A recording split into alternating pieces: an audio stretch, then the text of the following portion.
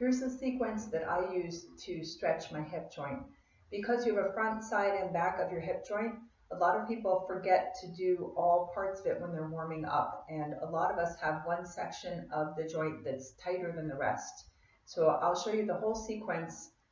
You need to do about 2 minutes on each section, and there are 4 sides, 2 legs, so that's a lot of time, to about 16 minutes for the entire stretch. So I will not show it to you in the full 2 minutes of each piece because that would take too long. And also, if you find that there are pieces of it that are super easy for you and others that are super hard, you might decide to just skip the parts that are easy and focus on the parts that where you need a little bit of extra time and stretch in your body. So first, as a lot of us do, you have runner stretch. You have a lot of choices here.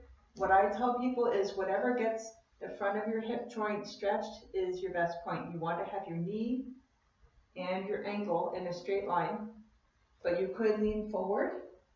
You can put your hands up for your back foot if it's more comfortable for you.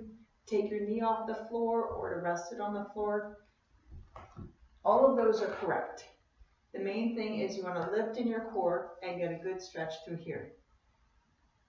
You have little tiny microfibers in your muscles that protect your muscles from tearing. Those are going to hold on for about 1.5 to 2 minutes. At the point at which it feels that the stretch is getting easier, it's about 1.5 minutes, you'll start to actually feel the stretch in that part of your body. That's the point at which you will want to switch to the next section of the stretch. I'm going to go faster just to show you the whole thing. Second part of it, you're going to turn towards the leg that's out. So I'll do the opposite one so you can see me. If I were stretching here, once I get the stretch going, I'm going to turn towards the leg that's out and stretch this way. I have the foot on the floor, flexed. I have my leg hopefully about straight up and down, and I have my hand under my shoulder so that I'm pushing down into the floor. For me, I get the stretch through my hip joint. Some people told me they get it more through here. What's really important is that you have a nice line as if you're a piece of paper. So you don't want to lean front or back. I'll show you from the side. So my hand, my hip are lined up, and I'm pressing down so I'm not falling through the middle. This gives me the stretch here. Same move. From here, I have my foot flexed, and I have my body in a line. So I'm not going to the back or falling over the front. Really, really lined up. Next piece from here, follow through, fold the legs under. So you're stretching like this.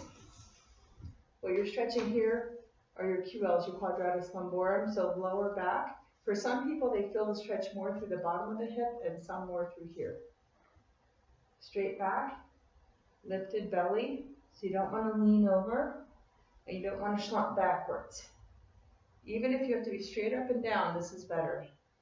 So gradually that comes forward, forward, forward, forward, forward, and just hang out there for your 2 minutes or until it starts to feel stretchy, at least 1.5 minutes. So that's part 3. This makes you feel like a pretzel. So when you're learning this, you are going to feel like you got all tangled up. So I'm going to review. 1, fold towards the leg. 2, keep turning. 3, and the last one, I would turn this way, put my leg out and stretch, I'll turn around so you can see it better. Again, I want to flex the foot. What I'm really stretching here is the inner thigh, inner hip joint. So I'm trying to put my pelvic floor as close to the ground as possible, and I'm trying to sit up as much as possible, so you don't want to lean. I'm working on the inside of the hip joint. And adjusting my clothes. This is the part of the stretch that was hardest for me. When I started, I used to be way over to the side. So you have to also remember that little bit by little bit, you'll get better at things. If you do this at least every couple days, In a couple weeks, you're going to have a lot more flexibility, but it's not going to come in one round.